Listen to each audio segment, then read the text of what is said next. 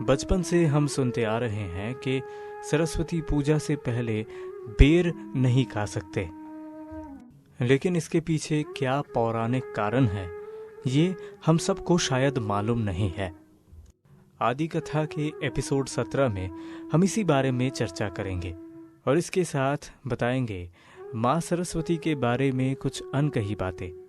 हमारे आदि कथा के पर्व अगर आपको पसंद आए तो सब्सक्राइब ज़रूर करना। वेद के अनुसार सरस शब्द का मतलब है जल और सरस्वती का अर्थ है जलवती, अर्थात देवी सरस्वती है नदी की देवी। प्राचीन काल में एक नदी हुआ करता था जिसका नाम था सरस्वती। वेद पुस्तक इसी नदी के तट पर बनाई गई थी। इसी कारण से देवी को वेद माता भी कहा जाता है। कहते हैं कि उसी समय से सरस्वती देवी को विद्या का देवी कहा जाता है। लेकिन देवी सरस्वती का नदी में परिवर्तन होने को लेकर कई सारे राज हैं। मान्यता है कि देवी गंगा के अभिशाप से देवी सरस्वती परिवर्तित हुई थी एक नदी में। कईयों का मानना है कि उस समय में एक युद्ध हुआ था, एक ऐसा युद्ध जिसके कारण से चारों तरफ आग लग गई थी। जो आग अगर फैलता तो पूरी दुनिया भस्म हो सकती थी। ऐसे में जब सारे देवता पहुंचे महादेव के पास, महादेव ने कहा कि ऐसी आग सिर्फ एक ही देवी बुझा सकती है, जो है देवी सरस्वती। ब्रह्मा और महादेव के अनुरोध से देवी सरस्वती आई पृथ्वी पर नदी के रूप में, और यही नदी उस आग को बुझाने में सहायता करती है और रक्षा करती है पृथ्वी की। तब से लेकर आज तक देवी सरस्वती एक नदी के रूप में पृथ्वी पर बहती आ रही है। पुराणों की बात मानी जाए तो देवी सरस्वती प्रकट हुई थी वसंत पंचमी के दिन।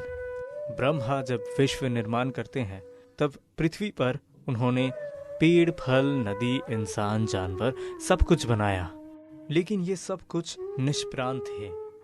ऐसे में ब्रह्मा खुद ही के शरीर से एक देवी मूर्ति का निर्माण करते हैं। इस देवी के प्रकट होने पर सारा विश्व एक पीले आवरण में ढक जाती है। देवी के हाथ में था वीणा, और उस वीणा के बजाने पर इस विश्व पर फैल जाता है ध्वनि। देवी सरस्वती हो गई वीणा पानी। देवी के आगमन से ही पृथ्वी पर कथा और शब्द की सृष्टि हुई थी। इसीलिए देवी को बाक देवी के नाम से भी पुकारा जाता है। कईयों का मानना है कि एक समय था जब ऋषि वेदव्यास देवी सरस्वती को प्रसन्न करने ध्यान करने बैठे थे। ऋषि ध्यान पर बैठे इससे पहले देवी सरस्वती खुद वहां पर एक बेर की बीज लगा देती है।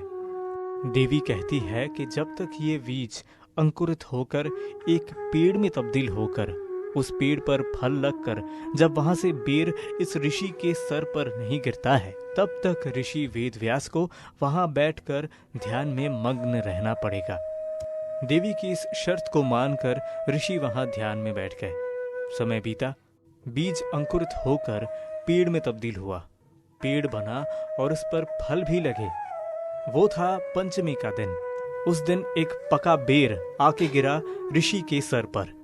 उसी बेर से देवी सरस्वती की पूजा की ऋषि वेदव्यास ने। फिर उन्होंने शुरू किया ब्रह्मसूत्र रचना। पर इतिहास का जो भी मानना हो, पुराण में जो भी लिखा हो और वेद का जो भी कहना हो, विश्वास के बलबूते पर श्रद्धा, भक्ति और प्रेम से आज भी सरस्वती माँ की पूजा हर जगह पर की जाती है।